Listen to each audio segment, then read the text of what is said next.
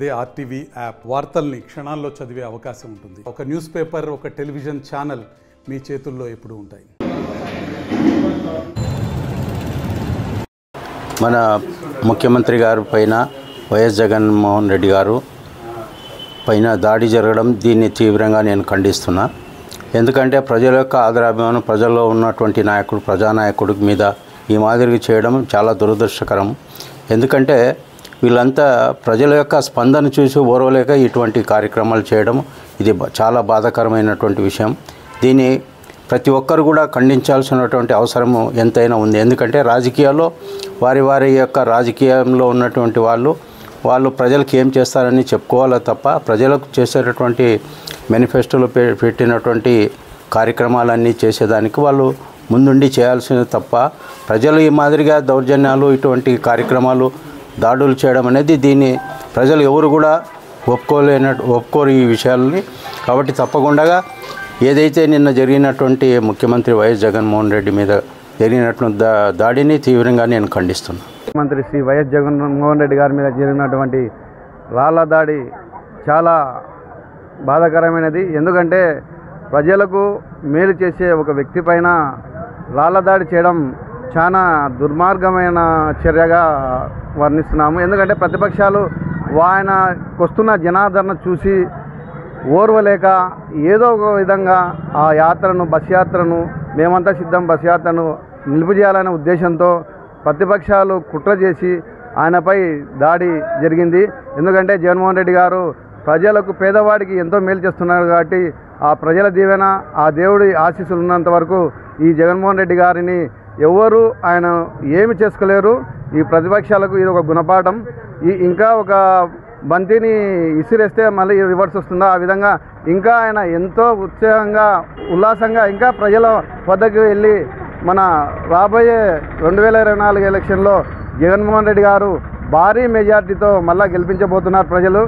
సాయంత్రం విజయవాడలో జరిగినటువంటి ఏమైన చర్యను మన ముఖ్యమంత్రి వర్యులు, గౌరవ ముఖ్యమంత్రి వర్యులు శ్రీ జగన్మోహన్ రెడ్డి గారి మీద మరియు మాజీ మంత్రివర్యులు వెల్లంపల్లి శ్రీనివాసులు గారి మీద దాడి జరిగినటువంటిది మేము ఆర్ఎస్ సంఘం తరఫున కానీ, నంద్యాల పట్టణ మున్సిపల్ వైస్ చైర్మన్గా కానీ మేము ఖండిస్తున్నాము. ఇది ప్రత్యర్థుల హేయమైన చర్య.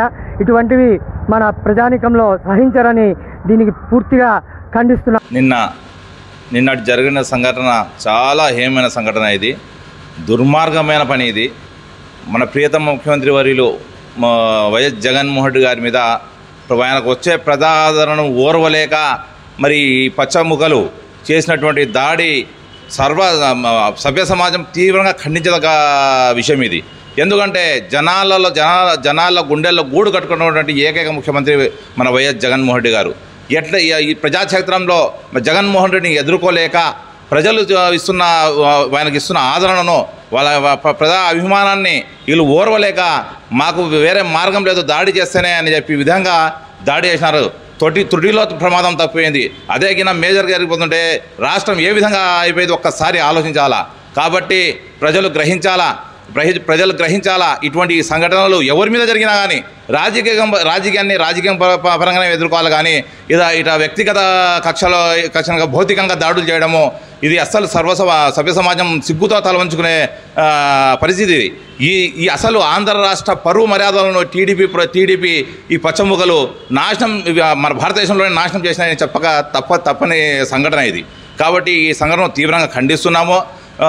ఈ సంఘటనను విచారణ చేసి ఎవరైతే ఈ విధంగా దుశ్చర్యకు పాల్పడినారో వాళ్ళ మీద కఠిన చర్యలు తీసుకోవాల్సిందే. రేపొద్దున ఖచ్చితంగా జగన్మోహన్ రెడ్డి మళ్ళీ ప్రభుత్వంలో రాబోతున్నాడు. ప్రజలు బ్రహ్మాండంగా జగన్మోహన్ రెడ్డి గారిని బ్రహ్మదం పడుతున్నారు. ఎవరే కానీ ఈ చిన్న చర్యలకు, ఇటువంటి చర్యలకు ఎవరు కానీ భయపడొద్దు.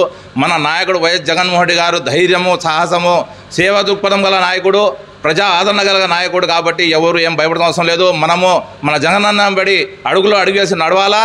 మళ్ళీ మన ప్రభుత్వాన్ని మనం తెచ్చుకోవాలా. మన ప్రభుత్వాన్ని మనం తెచ్చుకోవాలని మీ అందరికీ తెలియజేస్తున్నాను.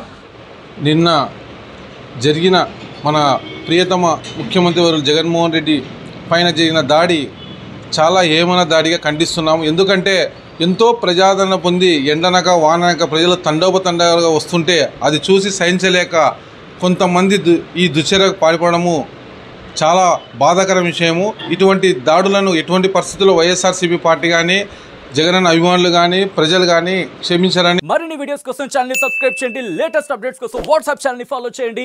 అండ్ లింక్ డిస్క్రిప్షన్ లో ఉంది.